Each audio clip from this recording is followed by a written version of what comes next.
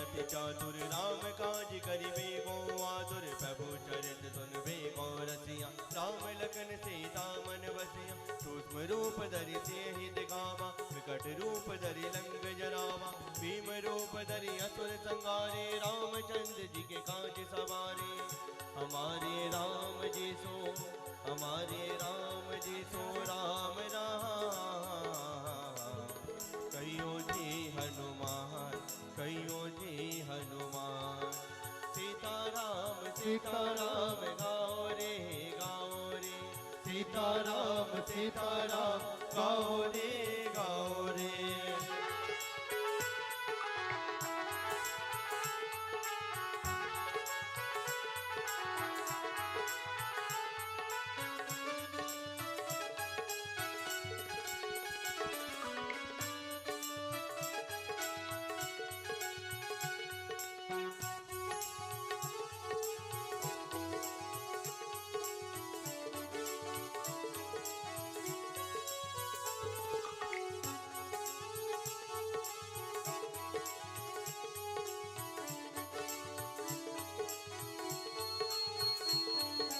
लाए संजीवन लखन जी आए श्री रघुबीर हरषि उर राय रघुपति कीन्ही बहुत बड़ाई तुम मम प्रिय भरतहि सम भाई सहस बदन तुम रोयस गावे अस कहि पति कंठ लगावे हनकारिक ब्रह्मादि मुनीसा नारद सारद सहित रहीसा जम कुबेर दिगपाल जहाते कवि कोविद कहि सके गाते तुम उपकार सुखी वही कीना राम मिलाए राजपद देना तुम रोमन विभीषण माना लंकेश्वर भय सब जग जाना युग सहस्त्र जो जन पर भारो मधुर फल हमारे राम जी सो हमारे राम जी सो राम राम कहियो जी हनुमान कहियो जी हनुमान सीताराम सीताराम गाओ रे सीताराम सीताराम गाओ रे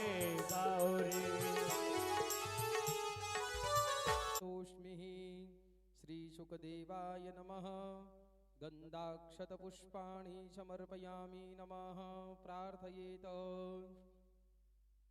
ॐ व्रजे वसन्तं नवनीतचोरं गोपाङ्गनानां च दुकूलचोरम् अनेकजन्मार्जितपापचोरं चौराग्रगण्यं शिरसा नमामि श्रीराधा गोविंद देवताभ्यो नमः ध्यायामि संपूजयामि गन्धाक्षतपुष्पाणि समर्पयामि नमः प्रार्थयेतः ॐ कान्तिः सीता मृषतिनिन्दितसारदेन्दु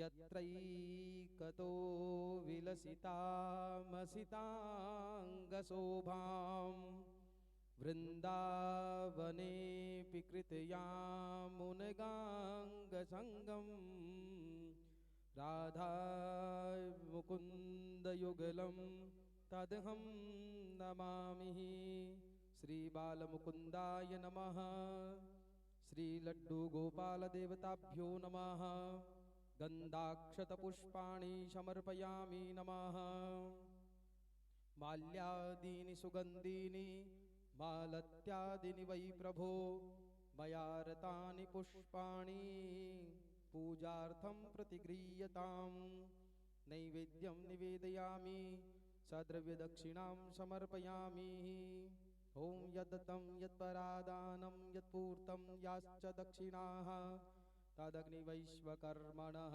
स्वर्देवे कुनो ददतः निगमकल्पतरोर्गलितं फलं शुकमुखादमृतद्रवसंयुतं पिबत भागवतं रसमालयं मुहुरहो रसिका भुवि भावुकः श्रीभागवत महापुराणाय नमः गन्धाक्षतपुष्पाणि समर्पयामि नमः माल्यादीनि सुगन्धीनि मालत्यादीनि वै प्रभो मया रतानि पुष्पाणि पूजार्थं प्रतिगृह्यताम् पुष्पमालां निवेदयामि स नैवेद्यं निवेदयामि ॐ नाभ्यासीदन्तरिक्षगुं शीर्ष्णौद्यौः समवर्तत पद्भ्यां भूमिर्दिशः श्रोत्रा तथा लोकान् अकल्पयन्नः सद्रव्यदक्षिणां निवेदयामि।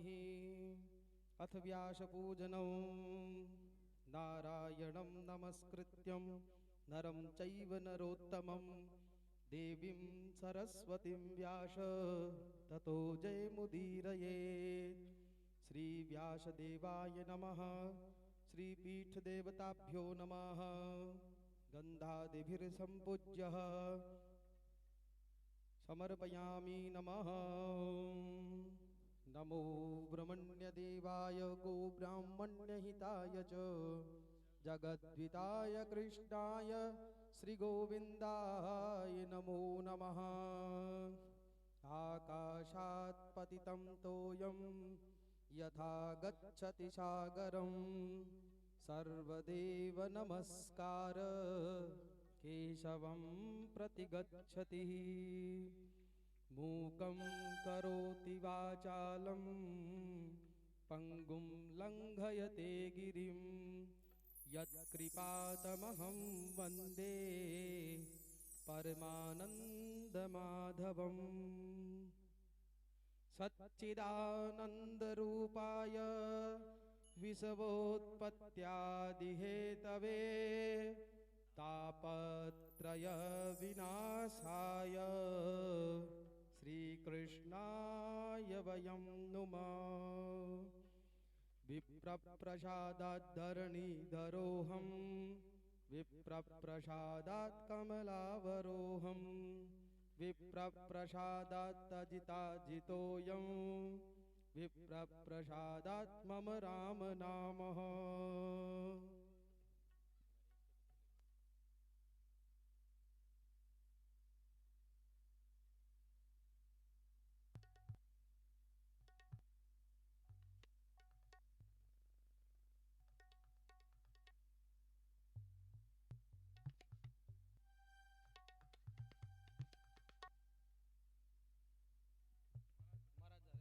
है आरती पापियों को पाप से है तारती। तेरी भागवत भगवान की है आरती पापियों को पाप से है तारती। ये अमर ग्रंथ ये मोक्ति पंथ ये पंचम वेद निराला नव ज्योत जगाने वाला। ये अमर ग्रंथ ये मुक्ति पंथ ये पंचम वेद निराला नवजोत जगाने वाला। ये अमर ग्रंथ ये मुक्ति पंथ ये पंचम वेद निराला नवजोत जगाने वाला। ये अमर ग्रंथ ये मुक्ति पंथ ये पंचम वेद निराला नवजोत जगाने वाला।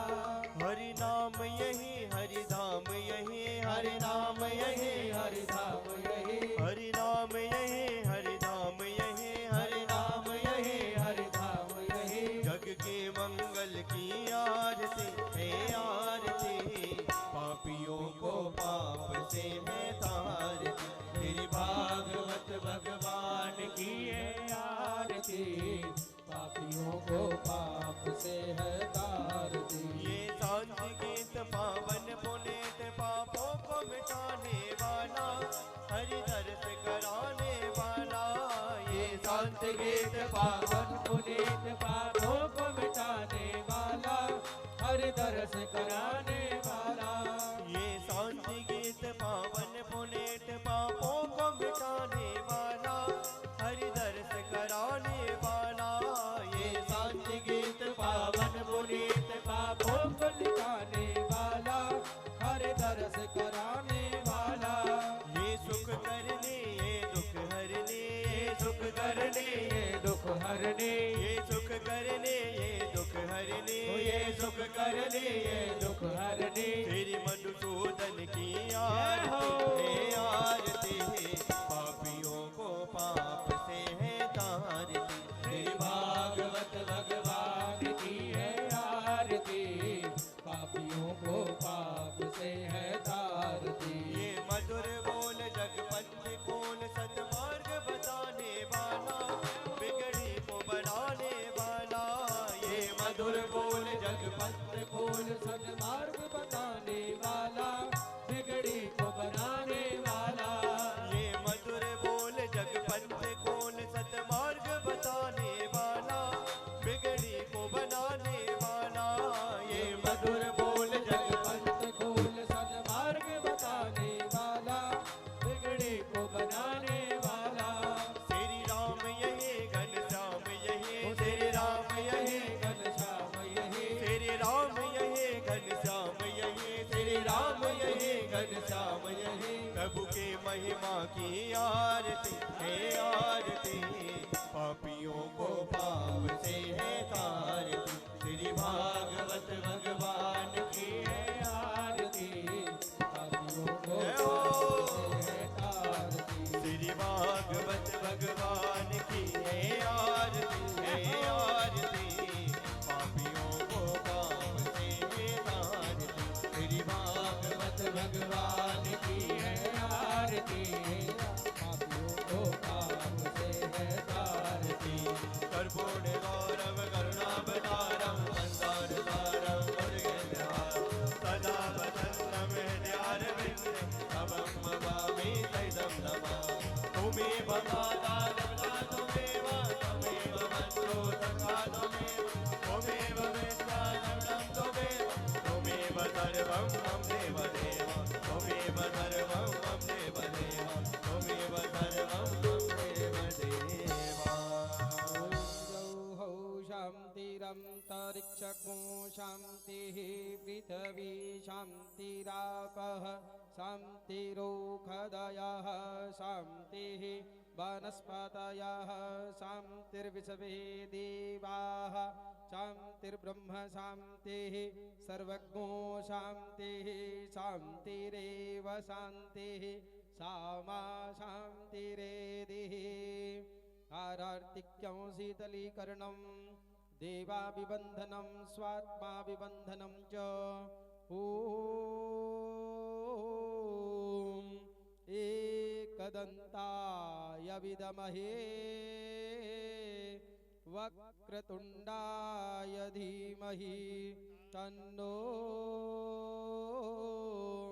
दन्तिः प्रचोदयात्। ॐ नन्दनन्दनाय विद्महे यशोदानन्दनाय धीमहि, तन्नो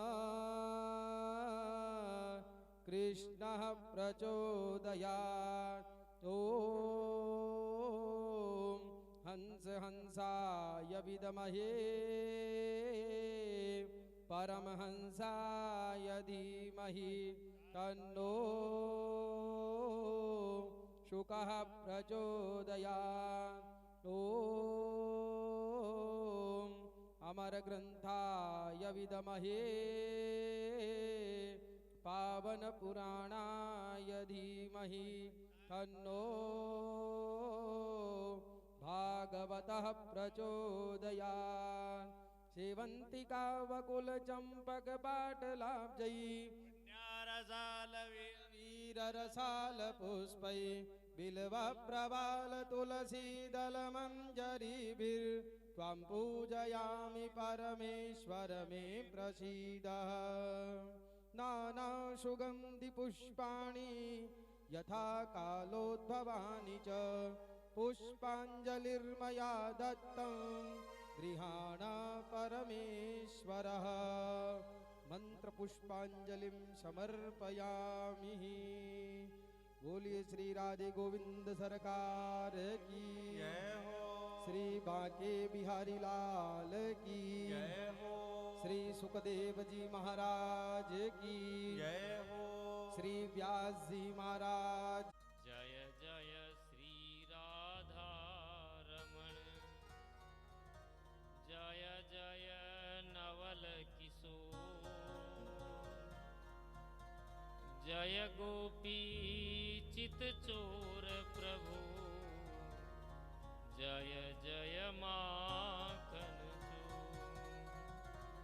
बोली वृंदावन बिहारी लाल की। श्रीमद् भागवत महापुराण की जय हो। श्री सद्गुरुदेव भगवान की जय हो। श्री सुखदेव महाप्रभु की जय हो। श्री वेदव्यास महाराज की जय हो। गंगा मैया की जय हो। गौ माता की जय हो। भारत देश की जय हो। जय जय श्री राधे।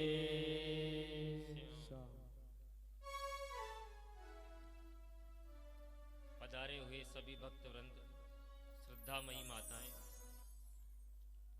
श्रीमद् भागवत कथा ज्ञान यज्ञ के आज पंचम दिवस पर कथा प्रारंभ से पूर्व मन और वाणी को शांत करने के लिए हरि नाम संकीर्तन हमारे प्रभु मधुर हैं, जिन्होंने कल अवतार लिया, उनका संकीर्तन भी मधुर मधुर होना चाहिए।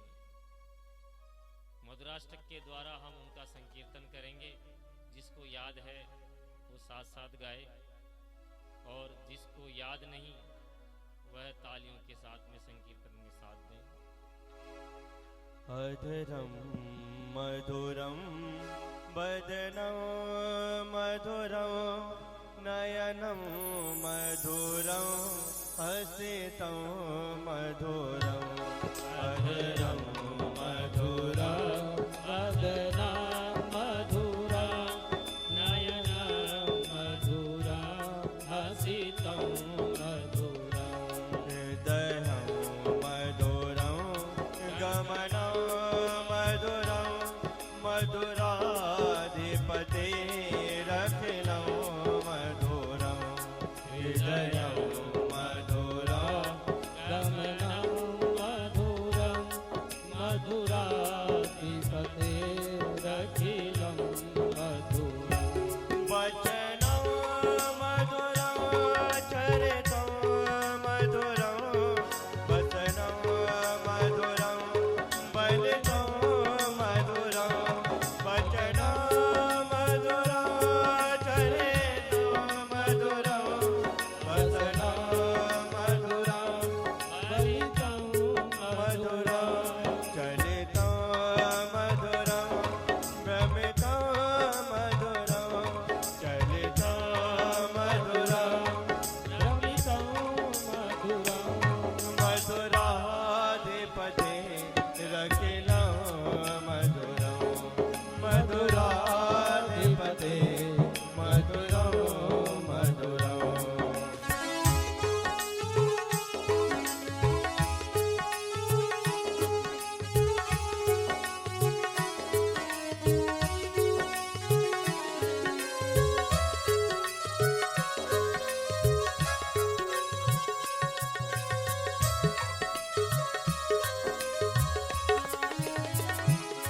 बेनो मधुरो रेनो मधुरो पानी मधुरो पादो मधुरो बेनो मधुरो रेनो मधुरो पानी मधुरो पादो मधुरो नेतो मधुरो सख्यं मधुरं नेतो मधुरं सख्यं मधुरं मधुराधिपते रखिलं मधुरं मधुराधिपते रखिलं मधुरम् गीतं मधुरं पीतं मधुरं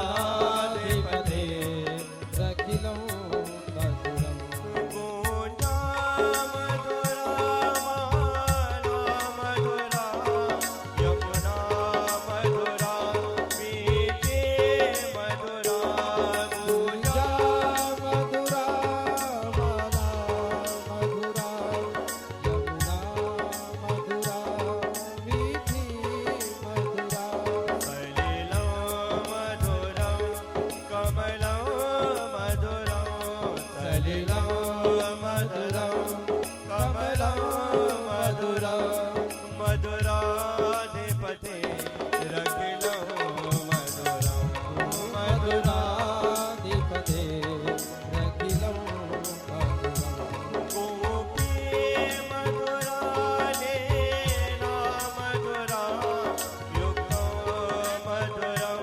मोक्तं मधुरं गोपी मधुरा लीला मधुरा युक्तं मधुरं मुक्तं मधुरम् ज्येष्ठं मधुरं श्रेष्ठं मधुरं श्रेष्ठं मधुरं शिष्टं मधुरम् मधुराधिपते रखिलं मधुरं मधुराधिपते रखिलं मधुरम् गोपी मधुरा गावो मधुरा यष्टे मधुरा शक्ति मधुरा गोपी मधुरा गावो मधुरा यष्टे मधुरा सृष्टि मधुरा दलितं मधुरं फलितं मधुरं दलितं मधुरं फलितं मधुरं मधुराधिपते रखिलं मधुरं मधुराधिपते रखिलं मधुरम् मधुरं मधुरं वदनं मधुरं मधुरं मधुरं मदनं मधुरम् नयनं मधुरं हसितं मधुरं नयनं मधुरं हसितं मधुरम् हृदयं मधुरं गमनं मधुरं हृदयं मधुरं गमनं मधुरम् मधुराधिपते रखिलं मधुरं मधुराधिपते रखिलं मधुरम् मधुरं मधुरं वदनं मधुरं मधुरं मधुरं वदनं मधुरम् नयनं मधुरं हसितं मधुरं नयनं मधुरं हसितं मधुरम् मधुराधिपते रखिलं मधुरं मधुराधिपते रखिलं मधुरम् मधुराधिपते रखिलं मधुरम्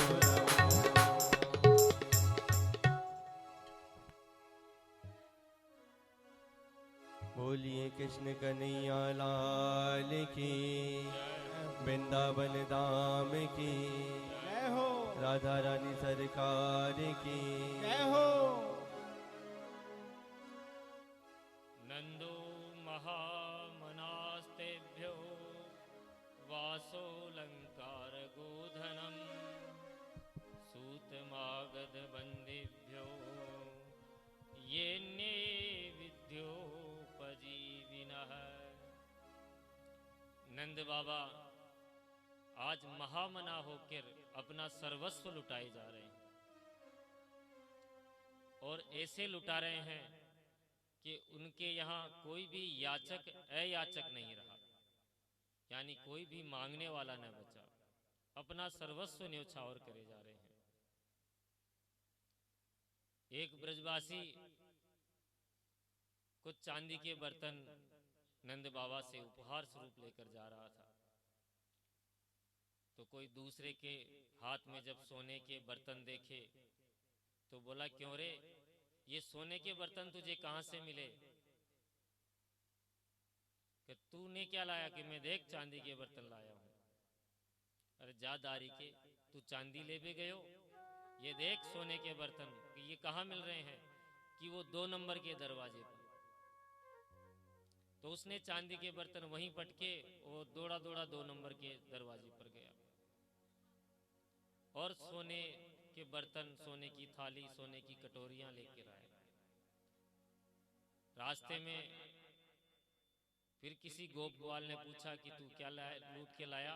तो देख मैं ये सोने के बर्तन लेकर आया हूँ। कि जादारी के तू सोने लूट पे गए हो? ये देख हीरे जवाहरात मोती के ये कहाँ लूट रहे हैं? कि ये 1 नंबर के दरवाजे पर। वह सोने के बर्तन वहीं पटक कर फिर 1 नंबर के दरवाजे पर। कहने का तात्पर्य है कि गोकुल की गलियों में सोने, चांदी, हीरा, जवाहरात के बर्तन ऐसे ही बिखरे हुए हैं, ऐसे ही पड़े हुए हैं, मानो लक्ष्मी मैया स्वयं वहां खड़े होकर नृत्य कर रही है। नंद बाबा नंदोत्सव में महामना होकर अपना सर्वस्व लौटाए जा रहे हैं। रोहिणी मैया भी कुछ लुटाने में कम नहीं। रोहिणी च महाभागा नंद गोपाभिनंदिता व्यचरत दिव्य वास कंठाभरण भूषिता। नंद बाबा के आंगन में मानो आनंद की बाढ़ सी आ गई। पर अचानक नंद बाबा को स्मरण आया कि हमने जो प्रतिवर्ष कंस को जो कर देते हैं, वह कर देने की तारीख तो निकल गई। अगर समय पर कंस को कर नहीं पहुंचा तो वह दुष्ट पता नहीं क्या उपद्रव खड़ा कर दे। गोपान गोकुल रक्षाया निरूप्य मथुराम गतः नंदः कंसस्य वार्षिक्यम करम दातु कुरुद्वः। कुछ गोप बालों को अपने लाला की सुरक्षा के लिए नियुक्त करके नंद बाबा गाड़ी में मक्खन के इत्यादि मटके भरकर कंस को कर देने के लिए चल दिए। दरबार में जब कंस से भेंट हुई, कर चुकाया, तो कंस ने कहा कि नंद बाबा अब के कर देने में इतनी देर कैसे लगा दी? समय पर कर क्यों नहीं दिया? तो नंद बाबा ने कहा कि अब आपको क्या बताऊं महाराज, इस 90 साल की अवस्था में मेरे पुत्र हुआ है, मेरे यहाँ लाला का जन्म हुआ है, तो उसकी खुशी में मुझे तारीख का ध्यान ही नहीं रहा। अरे लाला का जन्म हुआ तेरे यहाँ? हाँ महाराज, जा मेरा आशीर्वाद है, तेरा लाला जुग जुग जिए। अब कंस आशीर्वाद दे रहा है जुग जुग जिए, उसे पता ही नहीं कि मुझे मारने वाला मेरे काल को ही मैं आशीर्वाद दे रहा हूं।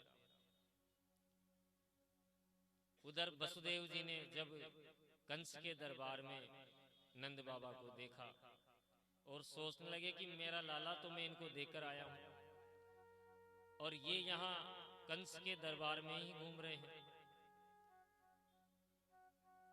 कंस के डर से ही तो मैं देकर आया हूं और कंस के राक्षस यहाँ वहां घूम रहे हैं बाल हत्या के लिए। इन्हें नंद बाबा को कुछ पता ही नहीं।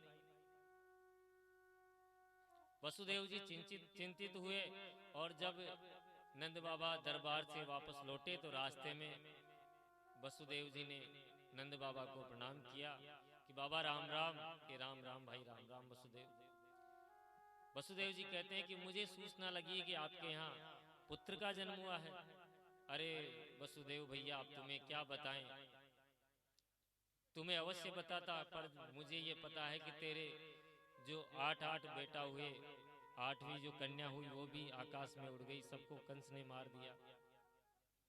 तुझे इतना पुत्रों का संतप्त हुआ है तो तुझे मैं अपनी खुशी कैसे बताता? यही सोचकर मैंने तुझे नहीं बताया। वसुदेव जी कहते हैं नंद बाबा, ऐसी कोई बात नहीं है। तुम्हारे यहाँ पुत्र का जन्म हुआ है तो मुझे ऐसा लगा कि मेरे भी पुत्र का जन्म हुआ है। नंद बाबा कहते हैं वसुदेव, ऐसी क्या बात कही? अरे मेरा लाला है वो तुम्हारा ही तो लाला है। अरे उसे अपना ही लाला समझो, वो आज से तेरा ही लाला है। वसुदेव जी ने खूब आशीर्वाद दिया और बोला, नंद बाबा तू जानता नहीं, मैं ज्योतिष विद्या का भी जानकार हूं। अच्छा, आप ज्योतिष के जानकार हैं? कि हाँ। अच्छा, मेरे हाथ की लकीर देखकर बताओ कि मेरे भविष्य में क्या है। हमें भी जब कोई ज्योतिषी मिलता है ना, तुरंत हाथ आगे बढ़ा देते हैं। तो नंद बाबा ने भी अपना हाथ आगे बढ़ा दिया। वसुदेव जी ने उसके माथे की हाथ की लकीर देखकर कहा कि नंद बाबा, मुझे लगता है कि तुम्हारे यहाँ कोई भयंकर उपद्रव होने वाला है, तेरे लाला पे कोई संकट आने वाला है। जो ही नंद बाबा ने सुना कि लाला पे संकट आने वाला है, तुरंत गोकुल को रवाना हुए और माला फेरते जा रहे हैं, हे नारायण मेरे लाला की रक्षा करना, हे नारायण मेरे लाला की रक्षा करना।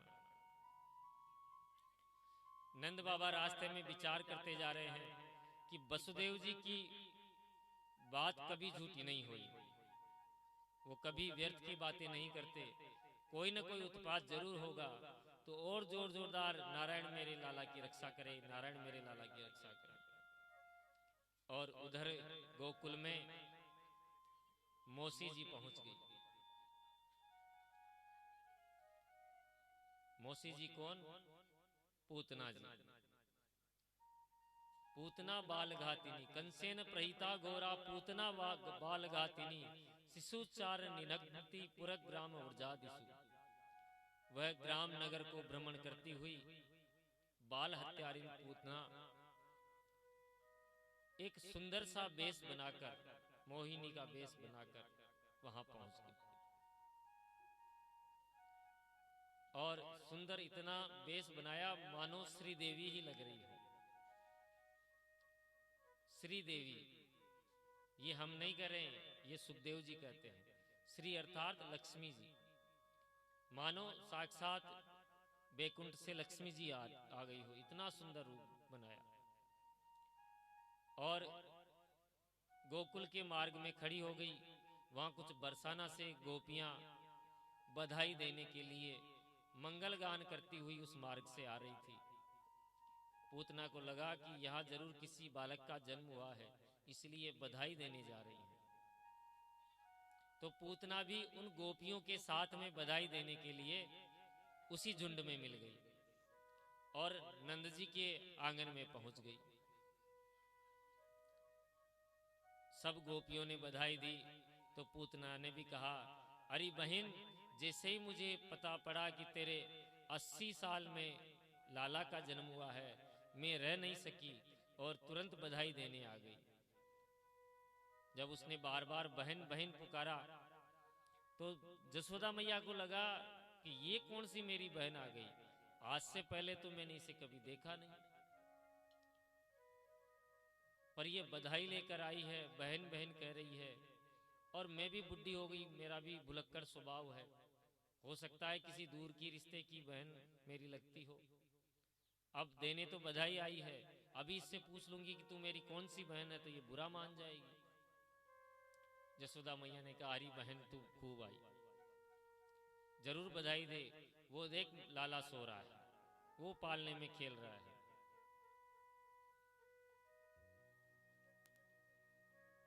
अब दूर पालने में लाला सो रहा, पूतना उसको बधाई क्या देने गई, वो तो मारने गई थी।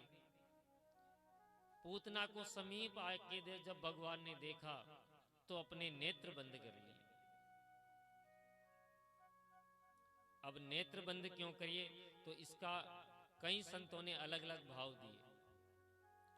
कुछ संतों ने भाव दिया कि भगवान ने सोचा कि हम यहाँ ब्रज में आए तो माखन मिश्री का भोग लगाने, और आते ही ये हमें जो है विषपान कराएगी।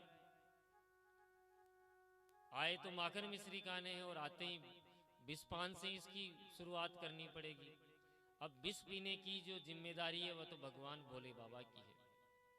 तो मानो नेत्र बंद करके भगवान भोलेनाथ का स्मरण कर रहे हैं, इसलिए ठाकुर जी ने नेत्र बंद कर लिए।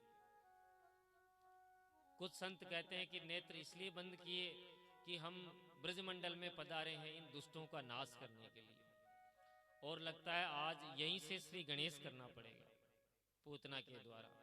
तो नेत्र बंद करके भगवान मंगलाचरण कर रहे हों कि इन दुष्टों के संहार का जो श्री गणेश पूतना से ही करेंगे।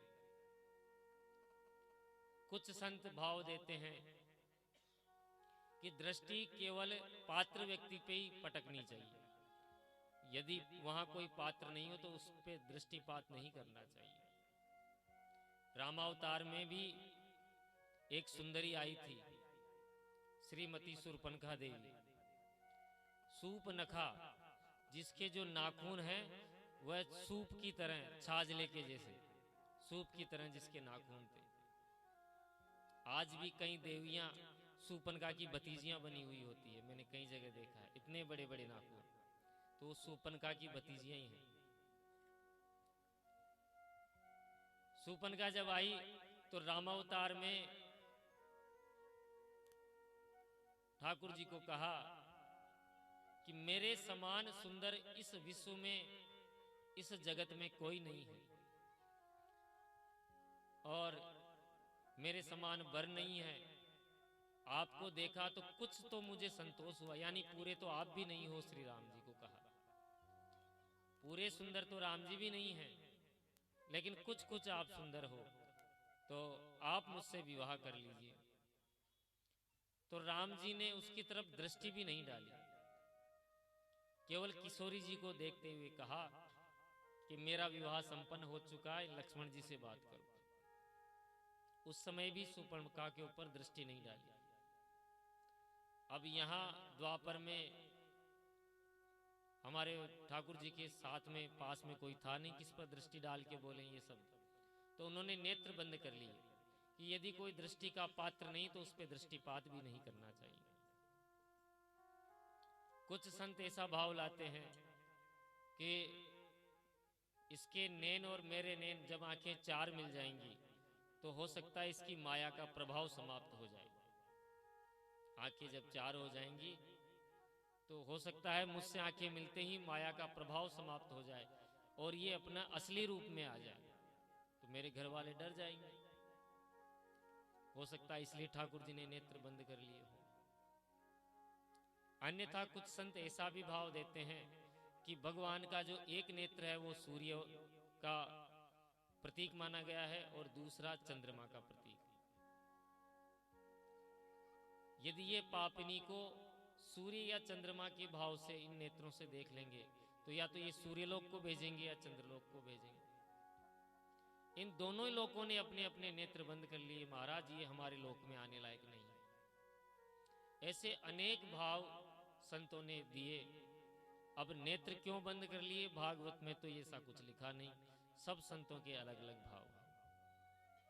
लाला के नेत्र बंद देखे तो पूतना ने देखा अभी बालक सो रहा है, तो सोते हुए को उठा लिया और अपने स्तनों के लगा दिया। तो ठाकुर जी ने पहले तो उसका विष पान किया,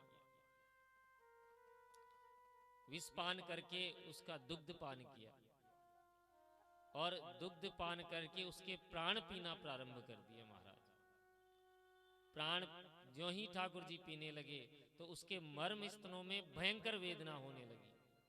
पूतना वहां से दौड़ी भागी, वहां से दौड़ लगाई और जब उसके समस्त प्राण पी लिए उसने अपनी देह को विशाल देह, पर्वताकार देह कर लिया और वहीं धड़ाम से सीधी होके गिर पड़ी, मुंह आकाश की तरफ होके गिर पड़ी। पूतना का मोक्ष हो गया। बोले पूतना मर्दन भगवान की। अब पूतना सीधी हुई मरी पड़ी है और हमारे लाला उस पे उदर पर पेट पर खेल रहे हैं। जो ग्रामवासियों ने भयंकर शब्द सुना पूतना का गिरने का, दौड़कर देखा तो कन्हैया अपने पालने में नहीं थे। बाहर आकर देखा विशाल देह वाली पूतना मरी पड़ी है और उसके पेट पर हमारे कन्हैया खेल रहे हैं। बहुत बड़ी विशाल देह। जसोदा मैया चिंतित हुई, दौड़ी भागी आई, एक बड़ी सी नसरनी सिड्डी मंगाई और सिड्डी लगाकर लाला को ऊपर से नीचे उतारा। जसोदा मैया ने लाला का मुखमंडल देखा तो किलकारी मारकर कन्हैया हंसने लगे।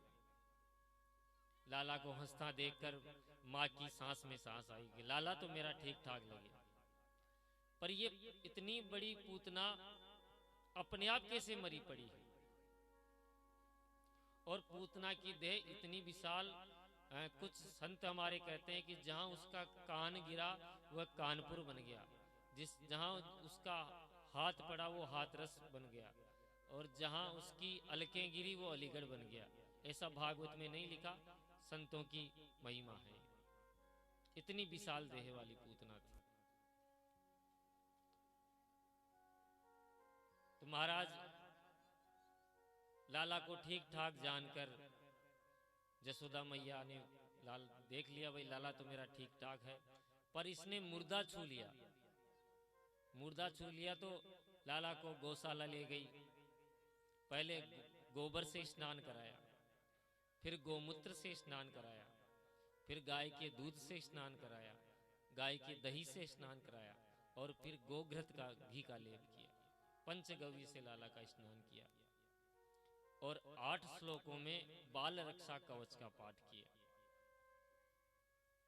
देखो, बालक के ऊपर यदि कोई टोना टोटका की बाधा हो तो गाय की पूंछ से 8 बार झाड़ा देकर ये बाल रक्षा कवच का पाठ करना चाहिए, या उसके जन्मदिन पर गाय की पूंछ के झाड़ा लगाकर बाल रक्षा कवच का अवश्य पाठ करना चाहिए। इससे बालक के ऊपर कोई बाहरी विपदा, ऊपरी विपदा नहीं आती। जसोदा मैया ने बाल रक्षा कवच का पाठ किया और बालक को स्नान कराया और वापस श्रृंगार करके पालना में पौधा दिया। उधर से जब हमारे नंद बाबा गोकुल पधारे तो सब ग्वालों ने समाचार सुनाया कि बाबा, इतनी बड़ी पूतना तेरे लाला को लेकर भागी और ठोकर खाकर धम से गिर गई और मर गई, अपने आप ही मर गई। कोई ग्वाला जानता ही नहीं था कैसे मरी। नंद बाबा कहते हैं ये गिरी तो ठोकर खा के तो औंधी गिरनी चाहिए, सीधी क्यों गिरी है? अब ये किसी के समझ में नहीं आया। ग्वाल बाल कहते हैं बाबा गिर के तो पड़ गई, पर ये मथुरा और गोकुल का रास्ता जाम कर गई, अब ये रास्ता कैसे खुले? तो उसके गिरने से ऐसा कहते हैं कि 6 कोस तक का उसका शरीर था, 6 कोस बड़ी उसकी पूतना का शरीर था, तो 6 कोस के सारे वृक्ष इत्यादि टूट गए। नंद बाबा ने कहा कि अपनी फारसी वो दताली और इत्यादि वो काटने के औजार ले आओ, इसके हाथ पैर काट के इकट्ठा करके, और इसके टूटने से जो ये पेड़ गिरे हैं इसी से उसका दाह संस्कार किया जाएगा। सब पेड़ पौधों को इकट्ठा करके जो टूटे हुए थे उसके हाथ पैर काट के एक जगह इकट्ठा किया और उसके शरीर को जला दिया। जो ही उसके शरीर को जलाया महाराज, दिव्य सुगंध उसके शरीर से निकलने लगी, बहुत सुगंध। परीक्षित पूछते हैं बाबा पूतना तो बाल घातिनी थी, उसके मरने पर इतनी सुगंध कैसे निकली? क्योंकि उसका नाम भी पूतना, पूतना का अर्थ पूतना, मेरे रहते हुए यदि कोई बालक जिंदा कैसे रह जाए? और उसका भोजन भी मांस भोक्षिणी, रक्त का भोजन करती थी। ऐसी पूतना का इसका भी मोक्ष हो गया। सुखदेव जी कहते हैं परीक्षित, ये पूतना महाराजा बलि की बहन थी। जब वामन अवतार में वामन अंगुल के छोटे छोटे वामन भगवान छोटे छोटे पैरों से यज्ञ स्थल में आए, इनके शरीर से सूर्य के समान कांतिवान जो ऊर्जा निकल रही थी, इतने सुंदर लग रहे थे। तो बलि की बहन ने मन ही मन ये विचार किया, आहा कितना सुंदर रूप है, ऐसा सुंदर मेरा बालक हो, मैं अपने स्तनों से इसे दुग्ध पान कराऊं।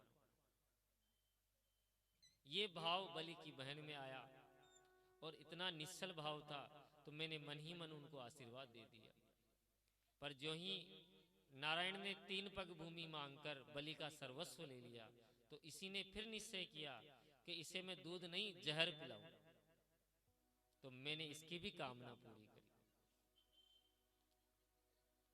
तो पूतना कोई साधारण स्त्री नहीं थी। दूसरा भाव कहते हैं सुखदेव जी कि परीक्षित, पूतना ने कैसा भी काम किया हो, लेकिन अपने हृदय से लगाकर लाला को दुग्ध पान कराया, स्वयं ठाकुर जी को दुग्ध पान कराया। ठाकुर जी का स्पर्श प्राप्त किया। तो किसी भी प्रकार से ठाकुर जी के काम आई। तो ठाकुर जी कहते हैं कैसे भी पूतना हो, लेकिन काम तो मेरी मैया का किया है, उसको धात्रोचित गति दी है। अपनी माँ के जो गति यशोदा मैया को दी, वही पूतना को दी। इतनी सुंदर पूतना का भाव दिया महाराज, क्योंकि न जाने कौन से गुण पर दयानिधि रीझ जाते हैं। जीव जीवन भर यदि पापक कर्म करे और केवल एक भी अच्छा कार्य कर दे, तो पता नहीं उसी गुण पर हमारे दयानिधि ठाकुर रीझ जाते हैं। रामचरितमानस में लिखा है, जन अवगुण प्रभु मानन काऊ, दीन बंधु अति मृदुल स्वभाव। उनका स्वभाव इतना मृदुल है, तो केवल एक गुण पर ही ठाकुर जी रीझ जाते हैं। कृपा की न होती जो आदत तुम्हारी, तो सुनी ही रहती अदालत हमारी। बहुत सुंदर भाव सुखदेव बाबा ने कहा। जो प्रभु पूतना जैसी राक्षसी में भी कोई दोष दर्शन न कर सके, वह अपने शरणागत भक्तों के दोषों का दर्शन कैसे करेंगे। ऐसे कहा गया है कि जो इस पूतनावध की कथा को कहेगा या सुनेगा, उसके मन में भगवत प्रेम जागृत हो जाएगा। ऐसा भागवत जी में लिखा है। जो इस पूतनावध को कहेगा या सुनेगा, उसके मन में भगवत प्रेम अवश्य जागृत हो जाएगा। बोले पूतना मर्दन भगवान की, यह एतत् पूतना मोक्षम कृष्णस्यार्भकद्वहम शृणुया मुत्सर्य मृत्यु गोविंदे लभते रतिम। गोविंद में उसकी रति हो ही जाएगी। अब पूतना का उद्धार हुआ और एक दिन की बात, ठाकुर जी ने लेटे लेटे ही करवट बदल ली। स्वतः ही अपने आप ही करवट बदली। जो ही ठाकुर जी ने करवट बदली, यशोदा मैया ने देखा उनको करवट बदलते, तो उमंग में भर गई। ओहो, आज मेरे लाला ने अपने आप ही करवट ले ली, ये थोड़ा सा बड़ा हो गया। 27 दिन के थे हमारे कन्हैया जब उनका जन्म नक्षत्र आया। अपने आप करवट बदली तो यशोदा मैया हर्ष से कि ए नाई, पूरे गोकुल में लगा दे दुहाई कि आज करवट बदलने का बिलौवा है, करवट बदलने की बधाई है, सब गोपियों को बुला के ले आओ। नाई ने पूरे गोकुल में दुहाई लगाई और सभी गोपियां तैयार होकर बधाई देने आई। अब जो ही आंगन में बधाई के लिए इकट्ठी हुई, मंगल गीत गाने लगी, तो यशोदा मैया ने कहा कि देखो ये ज्यादा ढोलक वोलक मत पीटो और धीमे धीमे स्वर में गाना, मेरे लाला को मैंने अभी अभी सुलाया है। गोपियां कहती है कि देखो, या तो तू बुलाने ही नहीं भेजती, और अब यदि बुलाने भेजा है तो हम तो खूब नाचेंगी गाएंगी जोर जोरदार। यशोदा मैया ने कहा कि चलो ठीक है, मैं पहले लाला को थोड़ा दूर सुला दूं। तो बाहर, घर से बाहर एक बैलगाड़ी थी, बैलगाड़ी के नीचे लाला को सुला दिया और घर में जो भी मटका थे दही के, खाली मटका, खूब सारे 9 लाख गायें थी, कोई कम मटका तो थे नहीं, तो वो सब मटका उस गाड़ी के ऊपर धर दिए।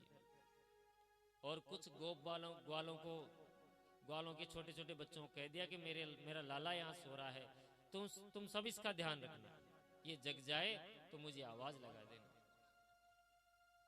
लाला को यथाविधि वहां सुलाकर अब सब यशोदा मैया के साथ गोपियां वहां इकट्ठी हुई और बधाई गाने लगी।